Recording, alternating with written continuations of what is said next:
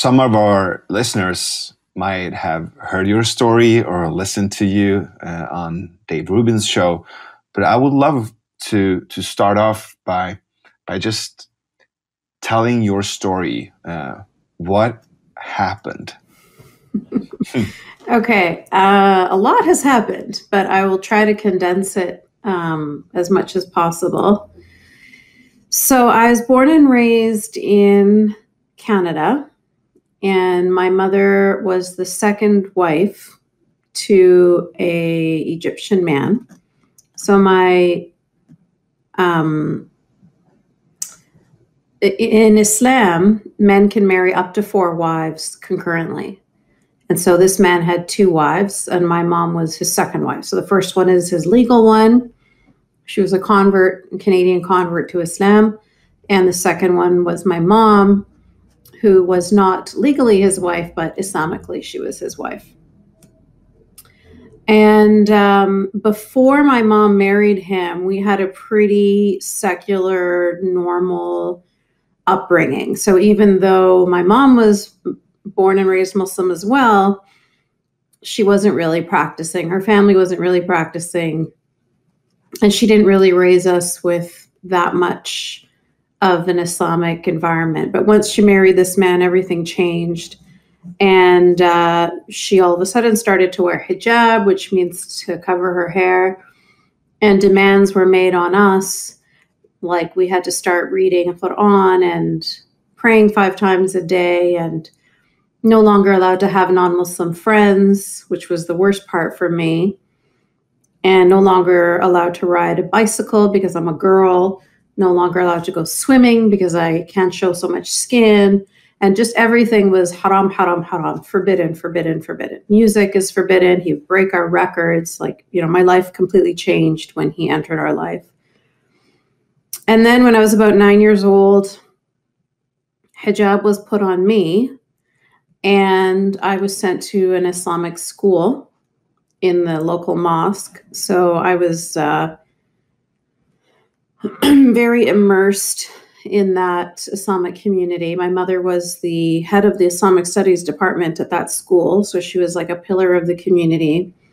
And so we all had to be like the perfect Muslim children.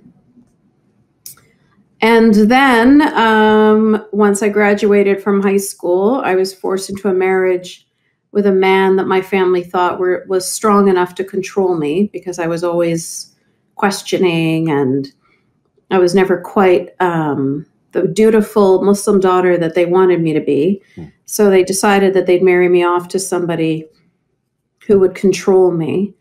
And so they married me off to a man named Arsam Marzouk, who is an Egyptian member of al-Qaida, who is currently in prison for his terrorism, which includes his involvement in the bombings of U.S. embassies in Africa. And when I was married to him, we had a daughter together. And something about having a daughter and looking at her and realizing she's going to have the same life that I lived gave me the strength, gave me the courage to fight back finally. So the courage that I didn't have to fight back for myself, I had to fight for her. And I was able to, through a long series of events, which are detailed in my book, which is called Unveiled. You can read in more detail, but essentially I was able to get away from him and escape with my daughter. And then I started going to university, which was something that was not allowed. I wasn't allowed to go to university when I was with my mother. But once I got away from him and I got away from my mom, then I started going to university. And when I was in university, I took a course called History of Religions. And that was the course that allowed me to finally look at Islam from a critical lens. You know, I could actually question it. I could actually think about it. I could actually compare it to other religions. And the kind of, you know, critical thinking and critical analysis that was not allowed when I was growing up, that whenever I asked these questions, I was told, that's the devil whispering in your ear. That's the devil making you doubt. now in this classroom, I was finally able to question and think and poke and prod. And so, of course, once you're able to do that, it doesn't take long before you realize that this whole religion is, you know, just a bunch of silly and dangerous fairy tales. And I was very quiet about leaving Islam because, of course, the punishment for leaving Islam is execution. You don't have to be, you know, obviously there are 15 different countries that will execute you, but even if you're in a country where it's not state mandated, like it's not state sanctioned execution, you should still, you know, your other Muslim community members take it upon themselves as their responsibility to kill you for leaving. So I was threatened with threatened with death from my mother. So I stayed away from her, and my daughter and I moved away, and we changed our names, and we just lived our lives quietly, didn't have any connection to my family or my community or to any friends that I had before, because I was really afraid of my al-Qaida ex just finding us. So I wanted to make sure that we had no, you know, there were no breadcrumbs for him to follow that would lead him to us. And I lived like that for, you know, a long time. Just, you know, that's just going through my own stuff privately until I saw the episode of Bill Maher with Sam Harris and Ben Affleck, which is the same episode that got Dave Rubin to completely change his way that he was living before too. So just to recap that episode for our listeners, what happened? So in that episode, Bill Maher and Sam Harris were talking about how liberals are very supportive of liberal ideas up until you mention that those liberal ideas are not found in the Islamic world. And then all of a sudden they don't want to talk about it anymore. So they're all like, LGBTQ rights, yay, you know, pride parade, rainbow flag. And then you say, did you know that in 15 Muslim majority countries, gay people are executed by the state? Then they don't want to talk anymore. Then that's Islamophobic, that's racist, that's bigoted. So, you know, gay people that are from Muslim communities, we don't want to talk about them. We don't care about defending their rights or bringing awareness to their struggles. So that was just one of the examples, but they specifically brought up that in Egypt, which is where my mother's family is from, 86% of people in Egypt believe that people who leave Islam, like me, should be killed. And so that's a very personal statistic for them to bring up. And I felt so seen. I felt so heard. I felt so grateful that these two men were on just, you know, national television, on just mainstream media, talking about this problem, which was very real to me. And as I'm feeling this excitement and happiness that they're finally addressing this issue, Ben Affleck comes swooping in and he's like, you guys are gross, you're racist, you got to stop talking like this, you're talking about Muslims like the way you would say a shifty Jew, and pretending that what these men are talking about was not about the religion itself and how it oppresses the people under it.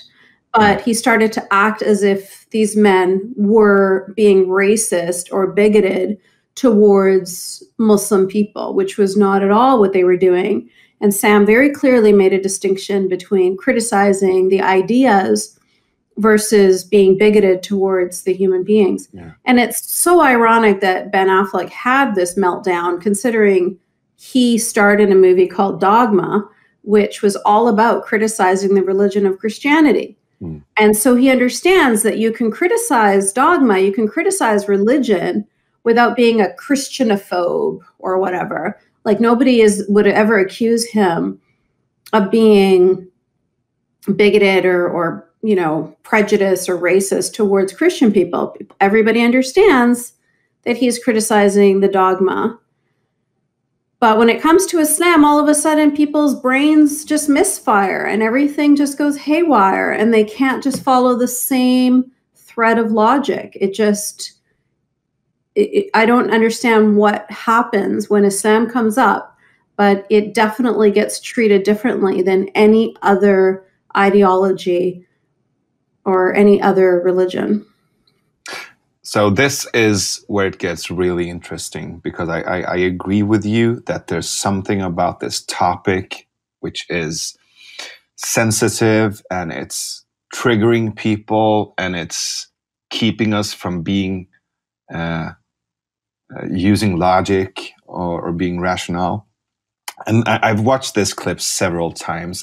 I've almost studied the clip in a kind of a David Attenborough way, studying the species of, what is going on right here. I've tried to understand, and I've tried to understand through different perspectives. I mean, I even tried to think about, as a thought experiment, what if Ben Affleck was my brother or my friend, and he acted that way?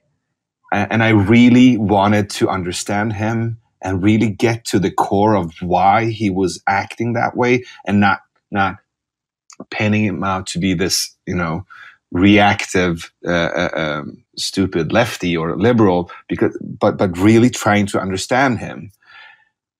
Because this is symptomatic not only to this situation, but to a lot of different conversations I had with people, and other conversations I listened to and observed. So there's something here to understand, because he's not actually listening to what Bill Maher and Sam Harris are saying. You can actually hear him mirroring their words, and it's not their words. Mm-hmm. He's misinterpreting them, and he's not listening to what they're saying, but it's like he's listening to this affectual and triggered voice in his head, and he's upset. And I'm wondering, what is it? What kind of scenario is he painting up in his head? What is that voice telling him? Because he's actually upset. He's not making that up. He's actually upset, and I'm really wondering why. He thinks these guys are racists, and I wanted just to talk to you about if you were to interpret Ben Affleck in an empathic and kind way, what do you think actually went on in his brain? So here's the thing, Navid. I have no more patience. I have lost the ability to say, but it comes from a good place. I'm tired of saying that. I can't. The road to hell is paved with good intentions. Right. I'm over it. I don't care if it comes from good intentions or not. Because even though it's coming from good intentions, it was still incredibly stupid. It was still incredibly dangerous. And he still provided cover for oppressors instead of protecting and defending victims. So yes, I understand that he did that because in his own mind, in his own whatever internal dialogue was going on in there that had nothing to do with what was happening in the real world, had nothing to do with what Sam had said or what Bill had said. It was just in his own head. He felt that he was defending these Muslim people from these horrible racist men. That's what he thought he was doing. Mm. But to be perfectly honest, I don't think he cares about Muslim people. I think he only cares about looking like he cares about Muslim people. Because if he cared about Muslim people, he would be concerned about the statistics that those men were citing. Mm. He would be concerned about women that are thrown in prison because they don't want to wear hijab. He would be concerned about children who are being forced into marriages when they're still children. He would be concerned about FGM. He would be concerned about gay people being killed if they come from Muslim families. You know what I mean? Like, if you actually cared about those people, then you would be caring about the victims. You wouldn't be caring about the ideology and the fundamentalist people from that ideology. You wouldn't be caring to defend the religion of Islam. You would be caring to defend the Muslims that are being oppressed by Islam and the non-Muslims that are being oppressed by Islam as well. But he's not caring about the humans. He's caring about the ideology. And that is the distinct difference between him and Bill and Sam sitting at that table. That was the difference. Right. So there's what I'm thinking that it is that there's also the layer of Islamophobia to it. Like, that's an actual existing problem, but these two layers often get mixed up. Yes, of course. Yeah. Sorry. I was going to say, yes, of course, that's a problem. Okay. Yeah. But when we are comparing which one of these issues is a bigger problem or which one of these issues is being swept under the rug, we hear about Islamophobia left, right, and center. Everybody thinks that it happens on a daily basis to every hijabi woman out there. And it's actually not nearly as much of a big deal as we make it out to be, but we're always talking about it. So it has been addressed, okay? What has not been addressed is the opposite side of that, is how we're not talking about how Muslims are treated in non-Muslim countries, because that has been addressed. But let's talk about how non-Muslims are treated in Muslim countries, for example. Nobody wants to talk about that. Nobody wants to talk about all the Christians that are being killed, or how ex-Muslims have to live in being ostracized by their families and by their communities. Like, we have to have like the conversation needs to be fair, and it needs to be nuanced. And when nobody wants to talk about anything that happens because it's happening from the fundamentalist Muslim community, then you end up with problems like that you have in Sweden, with your anti-Semitism rising through the roof. And that's happening because nobody wants to address anti-Semitism if it's coming from the Muslim community. So we're just going to keep on sweeping it under the rug and staying quiet about it. Worse things happen when you sweep it under the rug and you stay quiet about it. Girls get raped in rape gangs in the UK by the thousands, girls as young as 11.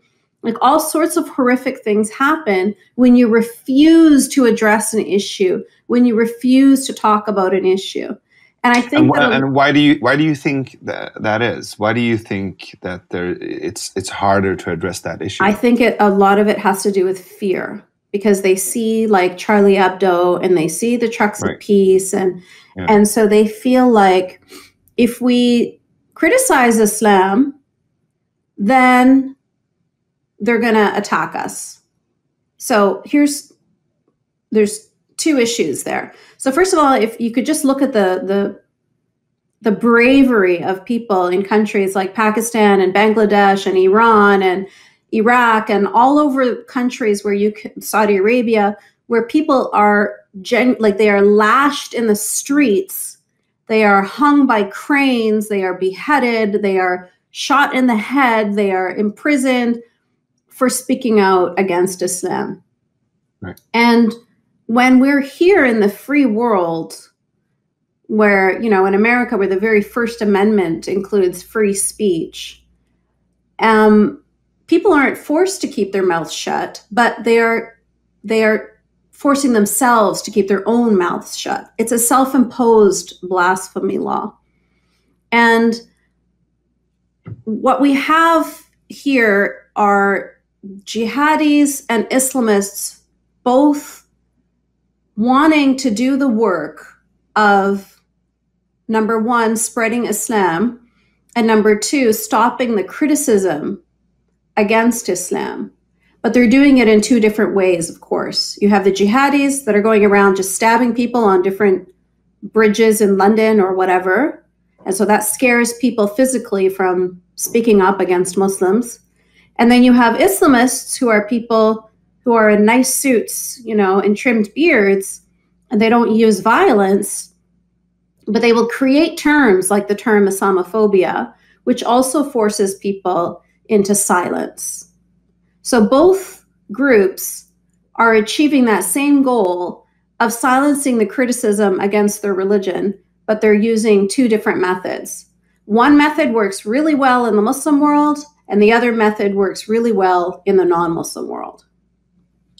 I mean, my grandmother is a Muslim. A lot of my relatives in Iran are Muslims, and they're afraid as well, right? They are also. I mean, I remember when I was visiting and I was talking to my younger cousins, especially the girls, and I think we were about 12 years old, and they were wearing their hijabs, and it's not like the people are fine with that. I mean, there's a lot of conversations going on, and a lot of skepticism, and a lot of questioning, and so talking about like the whole concept of the hijab, like the hijab being a symbol of empowerment and being a symbol of feminism. It's mainly a concept I've heard of in the West. Mm-hmm. No one I know who lives in a Muslim country wearing a hijab, being a woman or a girl, wants to do that. Absolutely. 100%.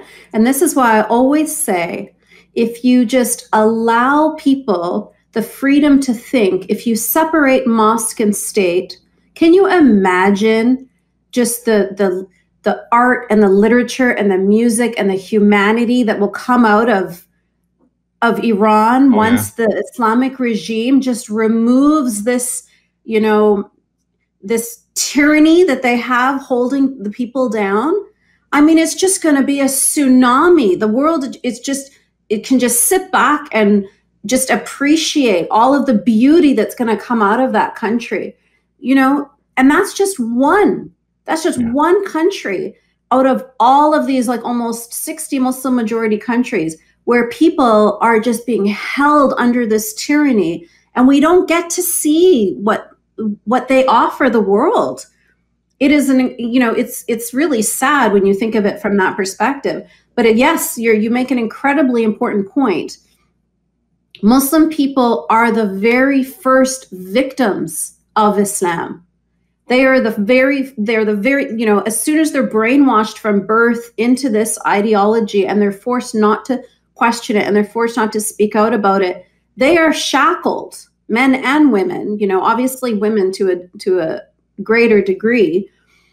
I mean, the hijab is also, from a personal point of view, as a man, I think it's of course, it's a very, I couldn't even imagine being a woman being forced to wear a niqab or hijab, but the hijab is also to prevent women from the stare of or the gaze of men, as if we were just these animals not being able to control ourselves. So it's also like a spit in the face of insulting to men as well. But so just as a thought experiment, in a liberal society, in a modern society, or a liberal secular society, if you wish to be Muslim, if you wish to wear a hijab of your own choice, I mean, please do. Absolutely. If you want to be Amish, if you want to be Hindu, if you want to be Muslim, wear a niqab or a hijab. I mean, I don't have a problem, because living in a liberal society means the liberty of all. I mean, you go be a Scientologist. I don't care, but there's a real important line where you enforce these rules on your kids, yes, or on other people. And that's where I think we need to talk about. So this is where we need to talk about liberalism as well. Yeah, no, I 100% agree with you. And even, what you said about like, you want to be a Scientologist, you want to be whatever you want, that's completely your business, but you're never going to see Xenu on the cover of a magazine, right? We're not going to celebrate it and say, oh, this is, some fantastic religious practice that we want to have, on the cover of Sports Illustrated. So that's where the line, I think, that we cross in the Western world is. Well, there's a lot of repercussions for people who stop being Scientologists as well. I mean, that's. Oh, yes. Yeah. No doubt. 100%. In fact, I relate so much to ex-Scientologists myself, and ex-Jehovah's Witness and ex-Mormons. We have very similar experiences, just having grown up in a very tight-knit community. Yeah, so a few days ago, I was talking to another guest on the podcast, Emma Gingrich, who's an ex-Amish. Mm-hmm. And she ran away from the Amish community when she was 17. And I was asking her about all these. I mean, I was like, so why didn't you just go on your Rumspringa, like your this year of doing anything you choose? And she was telling me that's a myth. That's not even a real thing in all Amish societies, in all Amish communities. So the community she was a part of didn't have Rumspringa. That was just, that's out of the question. I mean, allowing your kids to go out for a year to do whatever they want, that's a big no. And so she was telling me about this really, all these weird rituals and principles and how she thought that the earth was flat. She didn't even know who was the president. It was a cult. It is a cult. Mm-hmm. Mm-hmm. So there's similarities between what she talks about and what you talk about, and there's the aspect of looking in to those communities from the outside as a liberal. But it's a whole other issue being a part of a community or a group and telling your story. Mm-hmm. Yeah. I mean, it's heartbreaking stories that come out of those communities. Like when you were talking, I was remembering a friend of mine that was brought up in a Hasidic Jewish community in New York, but he never learned to speak English. Yeah. He was 18 years old when he first started to speak English, so it's pretty crazy. But, when he speaks out, he's in a documentary that's on Netflix. Yeah, I've seen it. Ari Horowitz. Yeah. So, the world is happy to empathize with people that have left the Church of Scientology. Leah Remini has a show on A&E, a documentary where she speaks to people who have left Scientology. The world is okay, and not just okay, but embracing of people that have left all sorts of different fundamentalist ideologies. But when you have left Islam, again, like I was saying at the beginning of this interview, when you leave Islam, you get treated differently. You don't get embraced in the same way. And just to be fair, I mean, the people treating you badly on the Muslim side are still radicals, right? Still, I mean, the majority of Muslims, do they even care if you're a Muslim or not? I don't even have a problem if Muslims hate me, because that makes sense to me. I understand them being, feeling offended that I am criticizing their religion, or feeling offended that I am whistleblowing about the culture of people living under Islam. What I don't understand are liberal, left-leaning, free-thinking, open-minded Western people having a problem with me speaking out against Islam. Those are the people that I should be embraced by, should be supported by. But instead, those are the people that are either at best ignoring me, or at worst calling me a racist bigot. Yeah. So just to be fair, like some of the liberals are not all.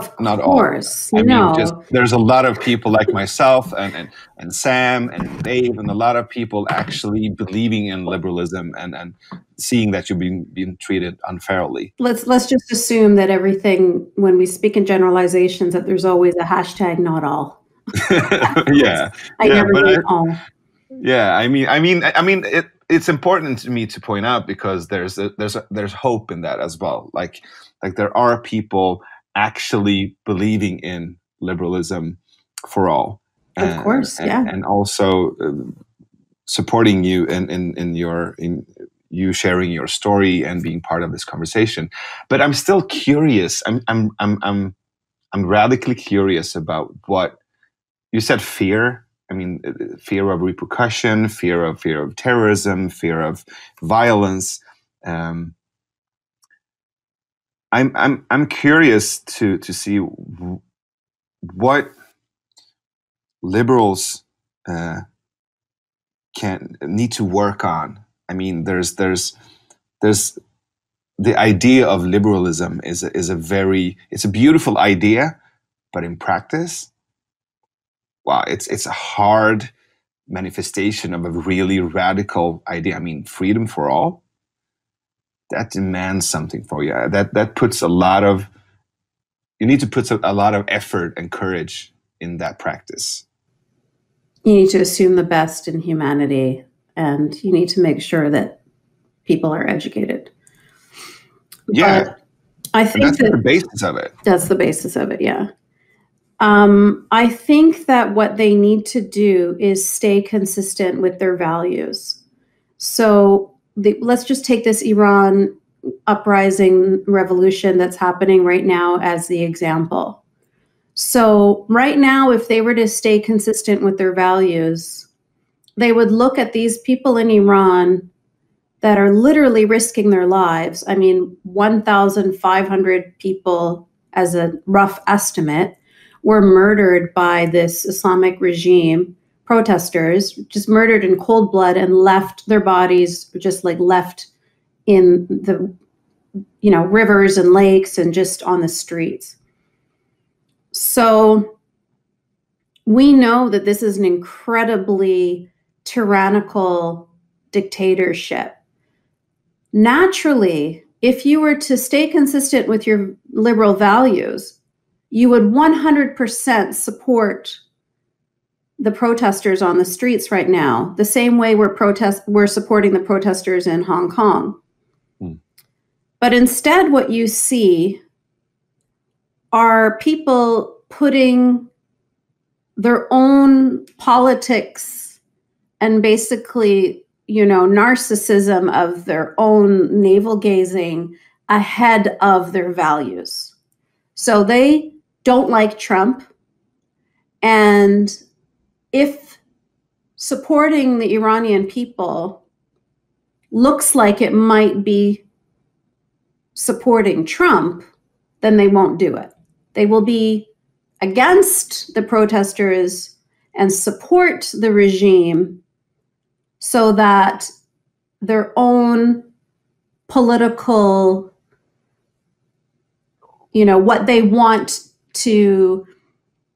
what side they want to be on is clear. They're wearing the right jersey, a red jersey or a blue jersey, and then everything goes from there.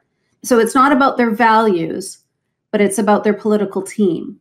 When you say they, whom do you mean? That? Mostly Americans. I'm talking about not all, but left-leaning Americans who I have seen messages all over Twitter where people say things like, well, yeah, but, when they're talking about Iranians, yeah, but there's no but. There's no but. It has nothing to do with Trump. Trump only got involved in this because Americans were involved in this. Trump also didn't care when the Iranians were being killed on the streets either. He is the president of the United States. He's going to get involved when the United States is involved.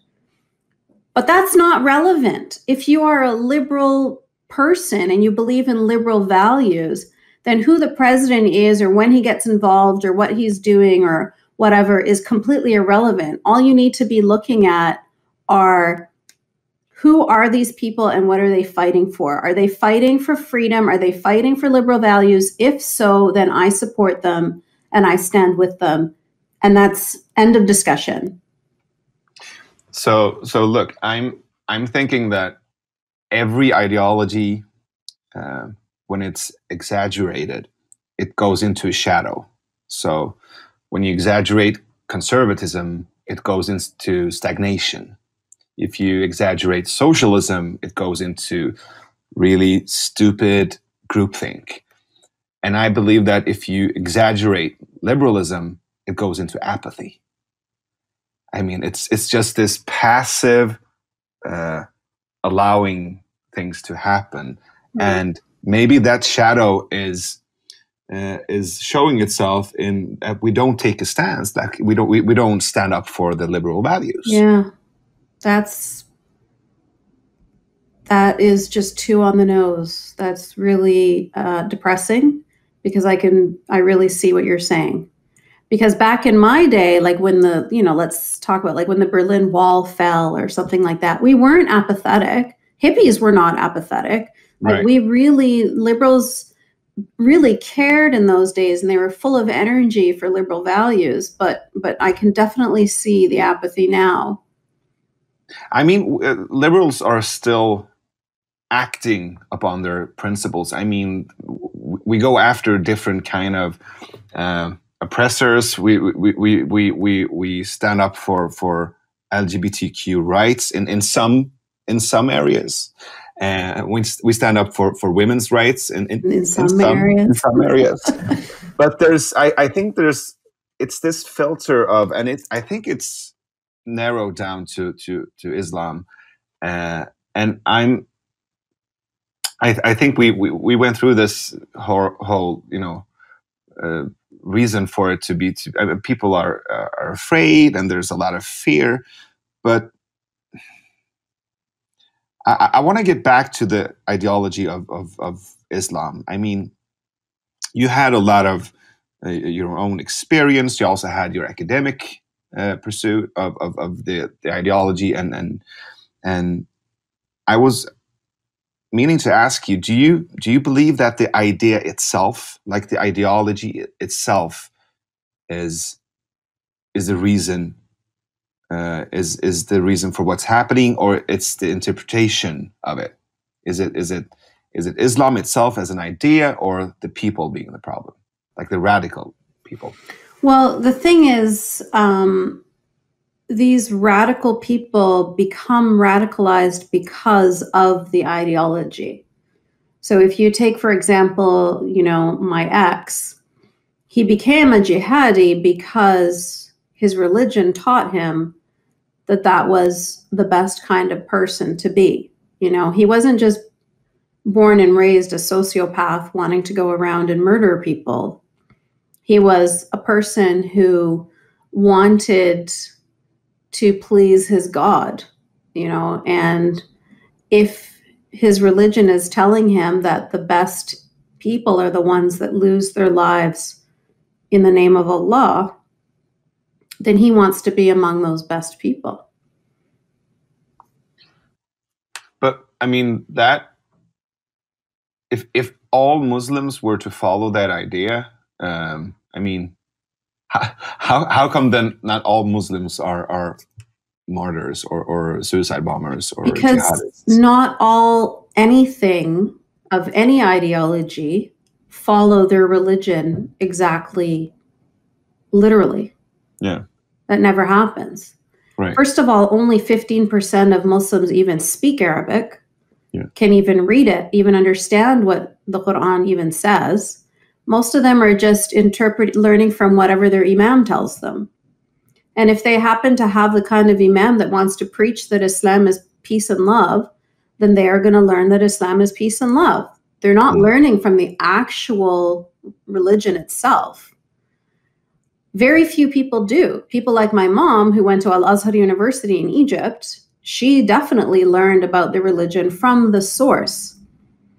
But unless you are a scholar, or unless you go through the effort of learning about the religion on your own and circumventing any imams or teachers or translators and just going and doing your own research, most people aren't going to get to the actual truth. I mean, it's just like your average Christian. Your average Christian, same thing. They go to church, once a year around Christmas or whatever, maybe they wear a gold cross, but it doesn't mean that they've actually studied the Bible. Very few people have. And it's the same thing with Islam. Most Muslims have no idea what's written in their religion. And, when you end up taking a course like the one that I took, it ends up opening your opening your eyes to all of these aspects of the religion that you didn't know about, things that were hidden from you because they're ridiculous. Things like in the Quran, where it says the earth is laid in front of you flat like a carpet. If people read that and knew that it said that in the Quran, they would question it. They would think about it. So imams don't mention that, right? They're not saying that in the Friday khutbah. They're not talking about, sometimes they do. You can see on Kuwaiti television or Saudi Arabian television or whatever, they make fun of the Westerners for thinking that the earth is a sphere, because obviously Allah said it was flat and he's the one that built the earth, so he knows how he built it, But generally, especially in the West, these kinds of verses are hidden from us. So these are all, sorry. I was going to say, when you have 1.6 billion people and you're teaching them all from this same book, not all of them are going to learn exactly everything that's written in that book, but a very frightening percentage of the people will pick up. Like, if you look at how the kids in Palestine, what they're being taught, or kids in madrasas in Pakistan, what they're being taught, or in Afghanistan, what they're being taught, those kids, as opposed to the imams that are teaching Islam about peace and love, those imams are teaching specifically the violent verses and specifically about jihad. And of course, not every single one of those children is going to grow up to be a murderer, but some of them will. That's just normal human nature. These are all, both the Quran and the Bible are old texts. These reflect the culture way back then. And reading these texts, either one of them literally is anti-progress. And as you say, it's a very vulnerable system because it all depends on which community leader or which religious leader who is available. And one could pick paragraphs that promote peace and love, and one can pick paragraphs that promote violence and war. So that's a problem. And I'm trying to find not a middle way, but I'm trying to find an understanding and a way forward. I think the way forward are the group of Muslims that are trying to reform other Muslims, that are trying to get them to cherry pick their religion and ignore all of the racist, anti-Semitic, violent, all of those verses, remove them, ignore them, anything that does not coincide with our progress as humanity to date. So obviously all of the sexist verses, all of those things, just ignore them and just take the bits that match with your liberal or humanist ideals. So take the parts of Islam that match your values. So have you heard about Shireen Khan? No. The Danish female imam? Oh, I have heard about some Danish female imam, but I didn't know that was her name. Oh, yeah. Yeah, I met her a few years back, and I had a conversation with her in our Swedish podcast. She calls herself an imama. Mm-hmm. Yeah, she does a lot of great work, and she started to even wed Muslims and Christians and gay people as well. And there was a lot of course, critique and repercussions. And I even think her husband left her because of that. She was left alone with 4 kids, but she's doing great work. So there are people within the Muslim community trying to integrate Islam with modern society and doing a lot of great work and putting themselves to risk and danger as well. Absolutely, and I think that a lot of that work is happening in the West, and that's fantastic to see. But of course, the West only has a very small percentage of Muslims. If we want to see that kind of work happen in the Muslim majority countries, then the first step needs to be to remove this separation of mosque and state. So to remove Sharia from the law, we need to remove Islam from the laws of the land, because as you said, if you are following a 1400-year-old book to create your laws, then that's definitely anti-progress. A society can't progress if it's following 1400-year-old rule book, For sure. So once we are able to remove forcing people to follow Islam, then I think that you'll see that kind of progress everywhere. And how do we do that without imposing our value system on those countries and on people? I mean, I believe in standing up for democracy and liberalism, but there's something with the action of almost crusading those values. No, not at all. So how do we do that? I don't think that that's anybody's place to come in there and offer their own values to replace what's going on there. I think that what I would support and what I see happening is freedom and democracy and allowing people to create their own, whatever it is, secular governments based on their own needs and their own wants, and supporting them in that endeavor, for them to choose the government that they feel best would, represent them or support them or protect them. Right. So there's a difference between imposing those values and empowering the people to be able to choose their own freedom, right? Correct. Yeah. Right. And there's this. So a friend of mine who's an ex-cop in Sweden. His name is Mustafa Panshiri. Yeah, I saw him on a Tim Pool video many years ago. Right. That's him. He's an Afghan who was brought up in Sweden, and he worked as a cop for several years, and then during the refugee crisis, he started to go out and do public speaking, especially for lone-comers from Afghanistan.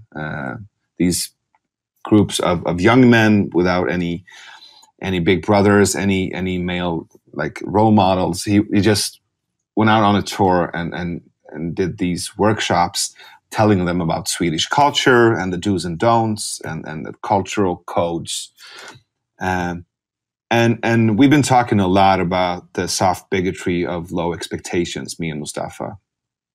And so he's actually doing a lot of good work. He's out there and talking to these mostly guys on equality, on gender equality, on how to treat women, and how to behave in Swedish society to be accepted, and how to integrate. And he's been called racist while doing this from the left and from people who consider him to, because they think that we're imposing our value system. Right. To these kids. So now this is a different question. So when you have decided to join Sweden, you are coming to this country and you want to be a part of this country, then it is perfectly valid for people of that country to say, well, this is our value system. So I'm not, so now it makes sense, because I am welcoming you into my home and I'm telling you, these are the rules. This is how we live here. That I fully support. But I would never go into Iraq or into Iran or into Hong Kong and say, this is the value system that you should take to replace the one that you hate. So I think that there's a very big difference between those two questions. For sure. So one is actually standing up for liberal values, and the other one is crusading. So I would go back to the first one, as we were talking about the shadow of liberalism. So that's actually showing its face in Sweden right now. Like, it's almost like we are ashamed of standing up for what we believe in. It might be some kind of conflict avoidance, it might be fear. It might also be that we haven't had a reason to do that before. But it's very interesting to see what happens when we need to do that. Like Mustafa has this analogy. He says that we invited the whole world to play soccer. So these are the rules. These are, but we don't tell people what the rules are. We expect them to know what the rules are, and when they don't, we get mad at them. And I sorry. I said that's a perfect analogy. It is. I mean, how are you supposed to know how to act, how to behave in a new country if no one tells you, like, this is okay to do, this is not okay to do? And if you don't stand up for those values, if you don't stand up for liberalism, well, people who have more confidence in their ideology will take over. Thank you. 100% exactly. That is exactly why I get terrified when I see people in the West unwilling to stand up for Western values unapologetically. And the reason why it scares me is because I think things like LGBT equality and feminism and things like that are so fragile. They're so new. And we absolutely have to defend them, because the other side are very, very loud and strong and committed in defending their values. And so if we are not going to defend ours, then we're definitely going to lose. For sure. But I don't think we've gotten that far yet. I think we're only in the beginning. No, I don't think we've gotten that far either, but I think it's very important, like you said, because we haven't needed to before. So I think that it's important now to express support and pride and happiness in the progress that we have achieved, instead of constantly self-flagellating. I mean, I assume that Sweden is doing much of the same things that's happening here in North America, where it's just a constant criticism of our society, but we never do the other side, where we never celebrate what we have achieved. And that ends up becoming incredibly sad when you look at, like, for example, young women. We're always telling young women, you're living in a patriarchal society. You know, you have to fight for what you get, and men are out to get you, and da-da-da-da-da. So we're constantly putting them in this mindset of being the victim. And I think that is, first of all, it's just untrue. And second of all, it's so disempowering. I grew up with second wave feminism, where it was the exact opposite, where it was just this constant empowerment of women can do whatever we want. Nobody can stand in our way. Right. We are the ones who get to decide how we're going to live our lives. If we want to stay at home and be moms, that's our decision. If we want to go to work and not have children, that's our decision. It just was a completely different narrative, like a completely different messaging that young women were getting. Yeah. And I'm a college professor, so I see young women these days, and I can see how that messaging is affecting them. And I feel like shaking them and saying, it's a lie. It's all a lie. It's not true. You don't live in Iran.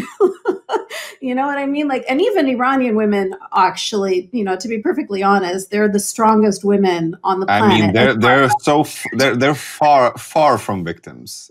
They're far from victims. So that was a bad example. But I mean, their society tries to make them victims, but they are exactly the kind of women that the rest of women across the planet should be looking to as examples and saying, despite all of the suppressions around these women, look at them. They're phenomenal. And we are spoiled in comparison, where we have nothing but opportunities. And what do? We complain. And it's almost shameful that we have that perspective or that impression of ourselves when you look at how other women are surviving and how other women are living and what other women are achieving, and then you just start to feel, I think, just really grateful. That's what I want women to feel in the West. I want them to feel grateful, and I want them to feel empowered, and I want them to know about the feminists that have come before them and that have made all of this possible, instead of them complaining that life is no different than it was 100 years ago. Well, when you do that, you are insulting the memory of all of these women that have fought for you to have this equality that you're now pretending you don't have.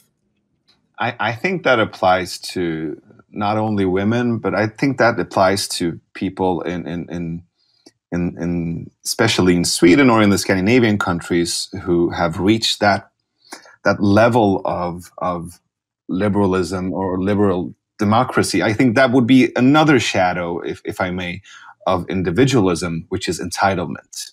Mm-hmm. So the shadow of individualism would be entitlement, because we've been taught to explore the self, to develop ourselves, to focus on ourselves. And when you do that too much, I'm sorry, excuse my language, but you become an asshole. Narcissism. A narcissistic asshole. And I think that it would be nice for us to consider that maybe individualism or even liberalism are not sufficient. Maybe we could mix it up. I mean, I believe in dynamic resolutions. Like, maybe there are parts of conservatism we could use. Maybe there are parts of socialism we can use as well. And maybe we can use different parts of these systems and ideologies to build something more dynamic. Because I think that every ideology, if we follow one ideology, it becomes its own tyrant. Oh yeah, that is no different than being a fundamentalist of any religion too, right? It's just a political tribe. But yeah, I 100% agree with you. So maybe that's what I'm thinking, that maybe the answer to how to look at this, I don't want to say war or battle, but I want to see this issue or this challenge of getting all these people from different religions and ideologies to live together. Maybe liberalism won't solve that by its own. Maybe we need something sharper, more potent. I don't know, but maybe liberalism in itself is too soft. Or maybe we're treating it too soft. I think that's the case. I think that liberalism could be more successful if we actually stood by our liberal values. Like, if we actually we need to have stop signs. That's the problem. Like, there's a misunderstanding. Yes, liberalism means that you're allowed to practice whatever you want to practice and believe whatever you want to believe. But there are boundaries, there are stop signs, there are limits. And I think that's where we fail, is we fail to be very clear on where our limits are. Yeah, I totally agree. And I see that in Sweden. I see that manifesting in Sweden all the time. Like, we're very prone on rights, but not on obligations. Mm-hmm. Like, yeah. Like, we have all these liberties, but we don't talk as much about what we expect from each other, right? Or what is not to be compromised. Yes. Yeah, that's right. Like There's always boundaries. They should always come in tandem. Rights and responsibilities should always be in the same sentence. And that's, I think that's what Mustafa is doing. Actually, he's actually telling these guys what's okay and what is not okay to do, because there are do's and don'ts. Mm-hmm. There are real do's and don'ts, but I think Swedes have the tendency to not telling you what the don'ts are. But if you step over those boundaries, there will be repercussions. And that's not fair, is it? Like, no. How are they're setting people up for failure? Yeah. And they're not helping people by doing that. I'm also curious, as a college professor, what tendencies do you see on campus? And I've been following the conversation in the US a lot about safe spaces and trigger warnings, and I've seen some of the tendencies in Sweden. We're a few years after you guys, but I'm a bit concerned, I must tell you, because as you were saying, I don't think we should protect each other from the difficult conversation, from friction, or from difficult conversations, or from conflicts even. I think I believe in brave spaces. I believe in growing up, in maturing through friction, through hardship. But that doesn't seem to be the case on several college campuses in the States. How about yours? Yeah, no, I think that in the States it's a much bigger problem. So I saw a Harvard professor who was talking about, so she actually is a lawyer, so she was teaching future lawyers, and she had to stop talking about laws surrounding rape because it was too much of a triggering for people in the classroom. And I thought, well, that's pretty detrimental. Like, I can see some real problems if you've got future lawyers, that don't know enough about rape laws. So it's her responsibility, I think, to push the students, find a way to still get them to learn the information. While I think in her particular situation, like in places like Harvard, Ivy League universities, it's more difficult for the professors to push the envelope. But generally, I think that that's really professor specific. Like, there's usually a culture within the university, but you do what you want within your own classroom. So you'll have, like, for me, I always tell my students that if you're not uncomfortable, if you're not being challenged, then you're not learning. Learning happens outside of your comfort zone. So you have to be, not only, you have to embrace that, you have to look forward to that, and you have to be comfortable with being uncomfortable, because that's the only way that you're going to learn. I mean, that was definitely my experience when I was leaving Islam. It was very uncomfortable, but you don't learn anything if you just stay in your own comfortable little safe space. But, in Canada, we have our issues too. We have some, there was a woman who lost her job as a TA because she was talking about Jordan Peterson, who is a famous professor here at the University of Toronto. You know him. Oh, yeah. And we have other professors that say if you cite Jordan Peterson on any of your papers, then it's an automatic fail. Yeah. So we have that kind of difficulties, you know, like I don't know, some people are saying that guy was joking. I don't know if he was joking or not. The point is, we do have difficulties like that in our universities in Canada as well. We have people that want to speak and they get deplatformed, they get shouted down. But on the whole, I think that it's important to keep on pushing, to keep on going. And to be perfectly honest, there are always, I want to say the majority of students, but I can't say that definitely, but there are always students who want to fight against the status quo, but they don't feel confident enough to do so. Because what is acceptable is the dominant narrative of just like far left PC culture. That's what you hear all the time, and that is what is accepted to talk about. And so they end up going underground and like going online and having a Twitter handle or watching YouTube channels or whatever to try and satiate that curiosity in them that isn't happening in the classrooms. Now, students have told me that they've had profs that when they try to bring up a different perspective, the prof will shut down the conversation and be like, okay, there's no need to get into that, or, different people have different opinions, and they just don't want to.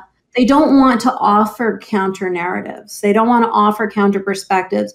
And a lot of times those profs are worried about themselves too. Yeah, exactly. Because they get fired. There are like people signing petitions to get them fired. It's a really hard time to be a college professor right now, but also there's an opportunity to, again, stand up for something, to really, really show up for those liberal principles. I mean, as the University of Chicago are doing with the Chicago principles, it's an anti-reaction to the whole trigger warning safe spaces conversation. So they're actually putting forward a set of principles, telling the students, if you want to come here, these are the rules. You are going to be triggered. You are going to be uncomfortable, and we are going to support you to be able to handle that. So it's That's declared. Exactly it. It's very clear, and I think that will escalate even more in the following years.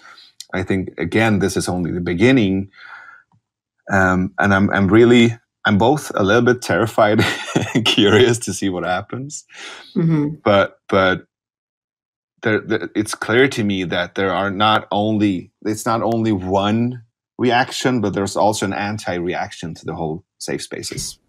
Yeah, and then, I mean, to be perfectly honest, what I'm seeing more than anything with this generation of students is entitlement for sure, but also apathy. They have the attention span of a gnat. I mean, it's not like it used to be when I was in university, where we would have like one question and we would spend the whole hour delving into it and discussing it, and different people have different ideas and different perspectives. Now students just want the answer and they want to move on. They want to swipe and click, and they want it quickly. And that is the thing that worries me the most, is just the reduction of we're shallow now. Everybody is just on the surface, and we're losing that deep dive thinking that used to be common on university campuses. I don't totally agree with you, but I think that the movement is still there, but it may not be as present on college campuses. But I mean, the whole the network of podcasts and YouTubers and forums online is massive. No, maybe absolutely. The conversation just moved somewhere else where exactly. That's why I said that those students that crave that have to go on Twitter and YouTube to satiate that need in them, because it's not being met on the campuses anymore. Right. Maybe it's just a change of, I think that's what university used to, that was its whole purpose, right? Yeah, but it could also be just like a part of the evolution of universities, like these old institutions. Maybe they've done their part. Maybe they're just about to become soil for the new thing to grow up from. I don't know. I'm really curious to see what happens.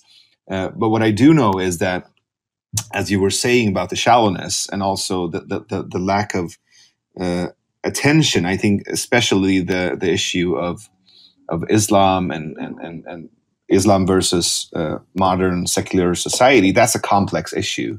It takes time. It takes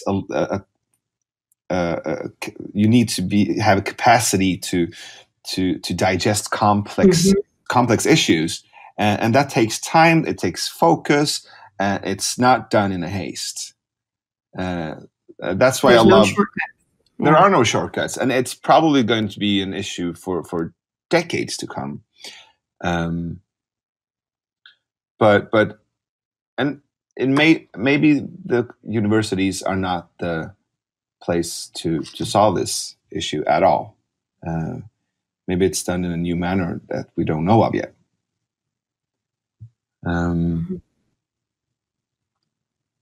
So 2020, it's is it the first time you're doing no hijab? No, this is third year. Third year. So tell us about that. What's no hijab day? So Hijab Day is February 1st, and it's practiced, or it is observed, in 140 countries across the world. And on that day, what they do is they set up booths, different universities, different political, government buildings, and they have hijabs, and they give them out to non-Muslim women, and they encourage them to wear hijab for a day. So it is, encouraging people to wear hijab. So the counter to that would have been, of course, to encourage people not to wear hijab, but I can't do that because I know that people can get in a lot of trouble for that.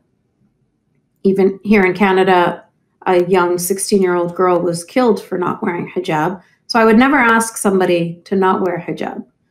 But what we do instead is we support women who have made the decision to remove their hijabs, but they have had to overcome difficulties, whether it was from their families, from their societies, from their communities, whatever it is.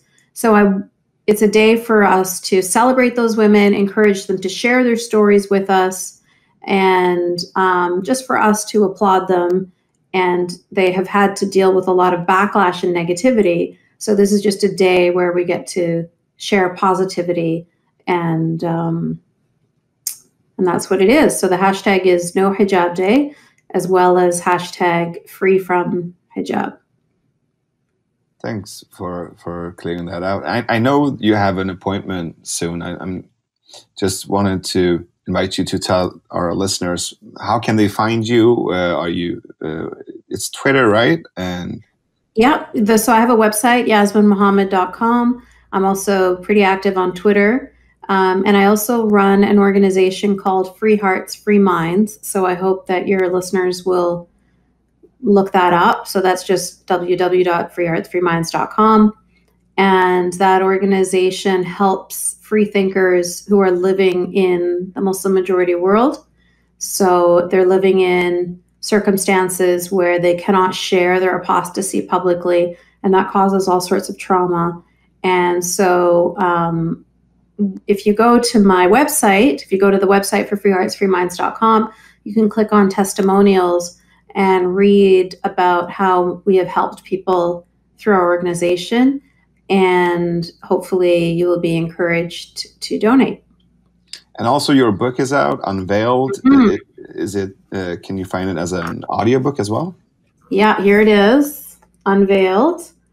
And yes, it's available on Kindle. The audiobook is not out quite yet, but it will be out soon, inshallah.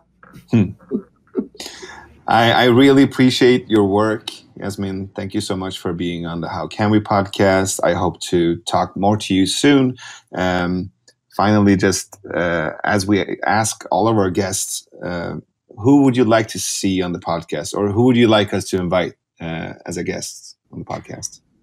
I think that a person who I would love to see on your podcast is Masih Ahmadinejad, who is an Iranian woman who fights for not just women in Iran, but anybody in Iran who is fighting for their freedom against the Islamic regime. She has a book out called Wind in My Hair, and it tells all of her life story and all of the advocacy that she's done as a journalist and an activist. So all of her work for Iranian people. Can you say her name again? I cannot. So her first name is Masih and her last name is Ahmadinejad. It's Alinejad. And her first name is Masih, Masih. Oh, yeah. Found it. Yeah. Perfect. Yeah. A phenomenal woman. And yeah, I think she's who I would recommend. So Yasmine, thank you so much for being on the podcast. I wish you all luck and hope you keep on doing your valuable work. Thank you so much. Going. Yeah. So I hope I talk to you soon, and preferably we can sit in the same room next time. I'll definitely come to Canada to visit you guys. Awesome. Okay. I'm coming to Sweden, so you're very welcome. I would love that. Great. All right. Thank you so much. Thank you again for having me. Thanks.